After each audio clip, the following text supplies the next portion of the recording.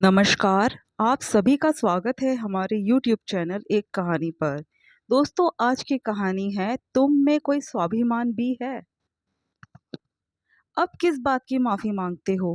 वक्त भी चला गया और वो लोग भी चले गए, जिनके सामने तुमने मुझे बेइज्जत किया था। भला एक पुरुष औरत के सामने माफ़ी मांगते हुए अच्छा नहीं लगता, कहकर नीता रसोई में चली गई। अरविंद वहीं बैठा उसे देखता रहा। उसे याद आ गया वो दिन जब वो एक छोटे से कस्बे में रहने वाला युवा था। उसकी हाल ही में नौकरी लगी थी। अरविंद के माता पिता, भाई भाभी, पूरा भरा पूरा परिवार था। अरविंद देखने में हैंडसम था, पर आत्मविश्वास की कमी थी। अरविंद की नई नई बैंक में जॉब लगी थी। माता पिता बहुत खुश थे और उसके लिए लड़की देखना शुरू कर चुके थे। आखिर बेटा बैंक में लगा है तो पूरी तरह से इस बात को कैश भी तो किया जाएगा। इसलिए जहाँ से अच्छा दहेज मिले ऐसी जगह रिश्ता देखा जा रहा था। उसने बैंक में क्लर्क बनकर नौकरी ज्वाइन की थी। वही उसकी मुलाकात अपनी बैंक मैनेजर नीता से हुई थी। नीता दिखने में भी काफ़ी सुंदर थी। साथ ही साथ उसकी पर्सनैलिटी ऐसी थी कि हर कोई उससे प्रभावित हुए बगैर नहीं रहता। बिल्कुल विश्वास से भरी हुई। बैंक के कार्य ही नहीं अपितु किसी भी मुद्दे पर नीता से बुलवा लीजिए, वो किसी भी मुद्दे पर बेहिचक पूरे विश्वास के साथ बोलती थी। और यही अदा अरविंद को उसका दीवाना किए जाती थी। अरविंद को नीता पहली नज़र में ही भा गई थी। अरविंद मन ही मन उसे बहुत चाहता था, पर कभी कह नहीं पाता था। नीता जितनी विश्वास से भरी हुई थी, अरविंद में उसका आधा भी विश्वास नहीं था। नीता अचानक से अगर अरविंद से कोई सवाल पूछ ले तो उसके सामने वो कई बार सकपका जाता था और हकलाना शुरू कर देता। और उसकी हकलाहट देखकर नीता की हंसी छूट जाती। नीता को भी अरविंद की सादगी पसंद थी, पर प्यार व्यार जैसी कोई बात नहीं थी। एक शाम की बात है। ऑफिस बंद होने के बाद दोनों अपने घर के लिए रवाना हुए तो रास्ते में नीता की गाड़ी खराब हो गई। अरविंद उस समय उसी रोड से जा रहा था तो उसने नीता की मदद की। उस दिन पहली बार नीता ने अरविंद को नोटिस किया था। धीरे धीरे नीता को भी अरविंद का साथ अच्छा लगने लगा। दोनों में मुलाकातें बढ़ने लगी। ऑफिस के बाद भी कई बार कॉफ़ी शॉप में बैठकर बातें कर रहे होते। उनकी यही दोस्ती धीरे धीरे प्यार में तब्दील हो गई। दोनों शादी करना चाहते थे। जब दोनों ने अपने अपने घरों में इस बारे में बात की तो दोनों घरों में ही ऐसी स्थिति हो गई जैसे किसी ने बम फोड़ दिया हो। नीता के माता पिता ने नीता को खूब समझाया कि अरविंद तुम्हारे स्टेटस का नहीं है, तुमसे कम कमाता है। पर उस समय वो अरविंद के प्यार में अंधी हो चुकी थी। उसे अरविंद के सिवा कोई दिख भी नहीं रहा था। वहीं दूसरी तरफ अरविंद के माता पिता भी खुश नहीं थे। पर जब किसी पारिवारिक सदस्य ने बताया कि नीता अरविंद से ज़्यादा ऊंचे ओहदे पर है और ज़्यादा कमाती है, तो पैसों के लालच में ही सही बेटे के सामने झुककर उसकी शादी को तैयार हो गए। पर उसकी भी एक शर्त रख दी कि नीता को घर संभालना पड़ेगा और साथ ही साथ रीति रिवाज भी मानने पड़ेंगे। आखिर काफ़ी सारे हंगामे और मान मनुहार के बाद दोनों की शादी हुई। चलते फिरते लोगों ने ताने भी बहुत मारे, पर फिर भी दोनों अपने रास्ते से ना डिगे। अगर किसी घर में कुछ अच्छा हो रहा हो तो भड़काने वालों की कमी नहीं होती। बस वही सब अब इन दोनों के साथ होने लगा था। नीता ने शादी के बाद भी नौकरी जारी रखी थी। आते जाते लोग जेठानी के दिमाग में ये बात भरने लगे कि भाई तू तो अपनी देवरानी की नौकरानी बनकर रह गई। वो तो सुबह सुबह उठकर अपना समय व्यर्थ कर तैयार होकर ऑफिस चली जाती है और सारा दिन जेठानी को काम संभालना पड़ता है। इसका नतीजा ये हुआ कि महज 2 महीने में ही घर के 2 चूल्हे हो गए, जिसका जिम्मेदार भी नीता को ठहरा दिया गया। पहले जहाँ जेठानी के साथ मिलकर नीता घर का काम कर लेती थी, वही अब पूरा काम नीता की जिम्मेदारी हो गया। नीता सुबह उठकर घर का सारा काम कर ऑफिस जाती और वापस आने पर कोलू के बेल की तरह दोबारा घर के काम में लग जाती। पर फिर भी सास ससुर खुश नहीं होते। हाँ, महीने की शुरुआत में पगार लेने की तैयार जरूर हो जाते। काम तो कोई करता नहीं, पर नीता को ही 2 बातें और सुना दी जाती। अरविंद अगर नीता की मदद करना चाहे तो उसे जोरू का गुलाम जैसे शब्दों से नवाजा जाता। छोटे मोटे तीज त्योहारों पर नीता से छुट्टी करने के लिए कहा जाता और अगर वो मना कर दे तो घर में लड़ाई झगड़े हो जाते। जब देखो तीज त्योहार पर लड़ाई झगड़े करवा देती है। यही संस्कार दिए हैं इसके माँ बाप ने। भला घर में बरकत कहाँ से हो। पता नहीं ऐसी नौकरी पेशा औरतें शादी करती ही क्यों है। जब नौकरी ही करनी थी तो शादी नहीं करनी चाहिए थी। अब तीज त्योहार तो मानने ही पड़ेंगे। अब तो अरविंद के दोस्तों ने भी ताने मारने शुरू कर दिए। अरे भाभी जी तेरी कहाँ सुनती होगी। ऑफिस में भी तेरी बॉस, घर में भी तेरी बॉस। तेरे तो मजे है। भाभी कमा कर खिला रही है तुझे। और क्या चिंता। लोग तो मजाक मजाक में कह जाते, लेकिन ये बातें सीधे अरविंद के दिल पर तीर की तरह लगती। बाहर तो बाहर घर वाले भी क्या कम थे। जब भी घर में कोई बात होती तो ताने अरविंद को सुनने को मिलते। तेरी बीवी तेरी बॉस होगी तो तू ही सुनेगा, हम नहीं। अब तो कोई ना कोई बात पर नीता और अरविंद के बीच में भी झगड़े होने लगे। नीता भी समझ रही थी कि अरविंद की क्या स्थिति हो रही है। वो नीता से नौकरी छोड़ने के लिए कह नहीं सकता और ना ही चुप रह पा रहा था। उस दिन छोटी सी बात पर घर में झगड़ा हुआ था। माँ ने घर में यज्ञ हवन करवाया था, जिसके लिए उन्होंने नीता से छुट्टी करने को कहा। अब जिस दिन हवन होना था उसी दिन ऑफिस में इंस्पेक्शन आ गया। नीता मैनेजर थी, इसलिए जाहिर सी बात है नीता का ऑफिस में होना ज़रूरी था। इसलिए नीता का छुट्टी करना संभव नहीं था। बस इसी बात का बतंगड़ बनाकर माँ ने झगड़ा शुरू कर दिया। बात बहुत बढ़ गई। जब पुरुष अपने दम को नहीं जीत पाता तो वो औरत को दबाना शुरू करता है। बस आज भी वही हुआ। आखिर एक पुरुष पर अपने पति होने से ज्यादा पुरुष वाला दम हावी हो गया। गुस्से में अरविंद ने नीता पर हाथ उठा दिया, जबकि वो अच्छी तरह से जानता था कि नीता गलत नहीं थी। नतीजा ये हुआ कि नीता ने अपना सामान पैक किया और सीधे मायके जाकर बैठ गई।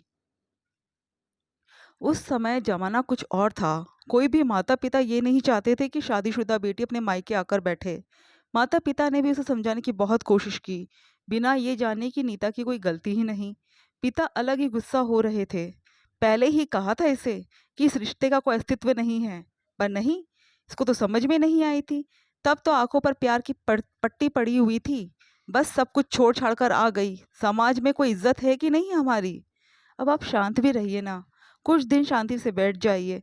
जब उसका गुस्सा ठंडा हो जाएगा तो अपने आप ही चली जाएगी। माँ ने पिताजी को चुप कराते हुए कहा।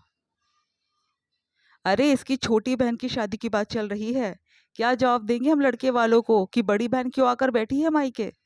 अरे कह देंगे कि कुछ दिन मायके मिलने के लिए आई है। आप पर शांति रखिए। आखिर कुछ दिन शादीशुदा बेटी मायके तो रह ही सकती है ना। जैसा तुम चाहो, पर खबरदार बाहर ये बात फैलनी नहीं चाहिए। और यहाँ अरविंद भी अच्छे से जानता था कि नीता गलत नहीं थी, बल्कि गलती उसके माता पिता की थी। लेकिन उसका दम उसे नीता के सामने झुकने से रोक रहा था। वो पति ही क्या जो अपनी पत्नी के सामने झुक जाए, बस यही सोच उसे आगे बढ़ने से रोक रही थी। अब तो नीता को हर कोई समझाने लगा था। बच्चे की दुहाई दी जाने लगी थी। अरविंद भी चाहता था कि नीता वापस आ जाए, पर किस मुंह से बोले। एक दो बार माँ पिता से बोला तो दोनों उसे ही सुनाने लगे। हमने तो निकाला नहीं था उसे। अपनी मर्जी से गई थी तो अपनी मर्जी से आ जाएगी। कोई जरूरत नहीं है उसे लाने की। अगर आज झुक गया तो कल को सिर पर चढ़कर नाचेगी। लेकिन समाज, रिश्तेदार, दोस्तों का इतना दबाव बढ़ गया कि आखिरकार नीता के माता पिता खुद नीता की मर्जी के विरुद्ध उसको जबरदस्ती छोड़ने उसके ससुराल पहुंच गए। जिस तरह से सास ससुर जेठ जेठानी नीता को देखकर मुस्कुरा रहे थे, नीता के स्वाभिमान के टुकड़े टुकड़े हो गए। लेकिन कुछ दिन बाद पता चला कि जब नीता माँ बनने वाली है तो लोगों ने ताने मारे। खैर, जेठानी और सास सबने तंज कसे। रूठी रानी को कौन मनाए, आ गई अपने आप ही। सास ने तंज कसा। औरत कितनी भी हवा में क्यों ना उड़ ले, रहना उसे जमीन पर ही है। अच्छे से जानते हैं ऐसी औरतों के पंख कुतरना।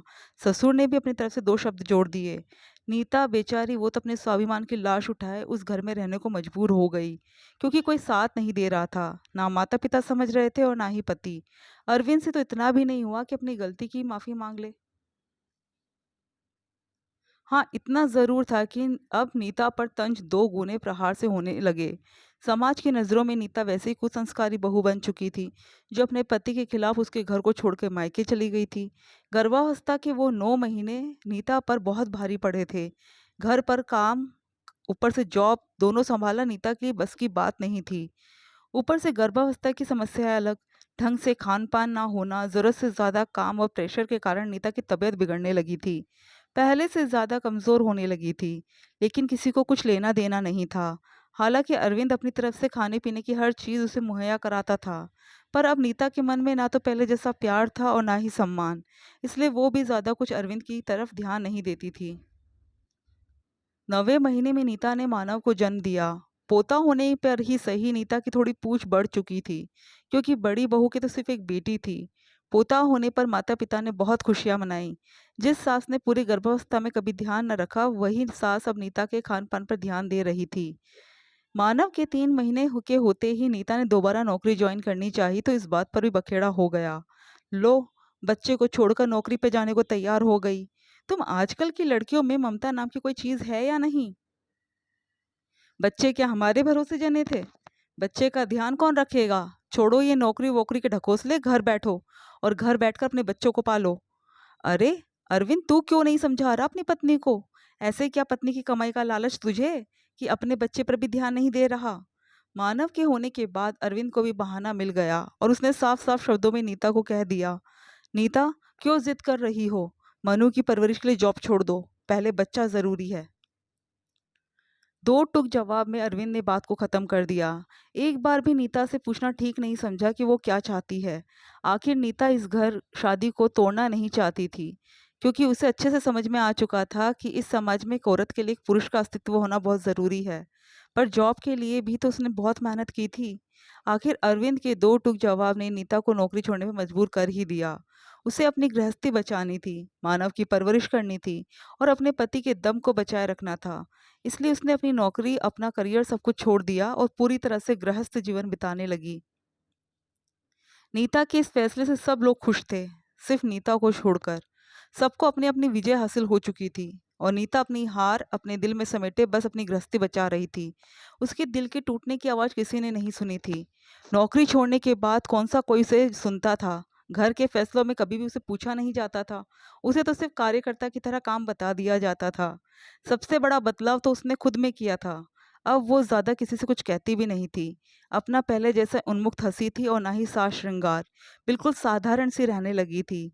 इसमें जो काम कह दिया चुपचाप कर लिया। शायद अब वो गूंगी गुड़िया सबको पसंद आती थी। समय यूं ही चलता रहा। सास ससुर माता पिता स्वर्ग सिधार गए। पर आज जब मानव की पत्नी नेहा ने नीता को सबके सामने सुना दिया, आपके बस की बात नहीं है मम्मी जी। आपने किया ही क्या है अपनी ज़िंदगी में? सिर्फ़ घर और बच्चे ही तो सँभाले हैं। तो आज फिर अरविंद को नीता के लिए बुरा क्यों लगा? वो कुछ कहने को हुआ उससे पहले नीता उठकर कमरे में चली गई। अरविंद उसके पीछे-पीछे कमरे में आया और बोला, "तुम बहू को उसके मुँह पर बता नहीं सकती थी कि तुम कितनी वेल एजुकेटेड हो? बैंक में मैनेजर थी तुम और वो एक छोटी-सी नौकरी के पीछे तुम्हें इतना सुना रही है?" "मुझे तो सुनने की आदत है जी। आप क्यों दिल पर ले रहे हो? अरे तुम में स्वाभिमान है या नहीं?" अरविंद के कहते ही नीता ने एक नज़र भर अरविंद की तरफ देखा। उसकी नज़रों को देखकर अरविंद चुप हो गया। नीता चुपचाप अपने कामों में लग गई। अरविंद कुछ भी नहीं बोल पाया। आखिर अपनी पत्नी के स्वाभिमान को कुचलने में उसका भी तो सबसे बड़ा योगदान था। आज अरविंद अपने पिछले किए की माफ़ी मांग रहा था, लेकिन नीता के पास उसे देने के लिए कुछ भी नहीं था। दोस्तों, आपको कहानी कैसी लगी कमेंट करके ज़रूर बताइएगा और हमारे चैनल को सब्सक्राइब ज़रूर कीजिएगा। Thank you.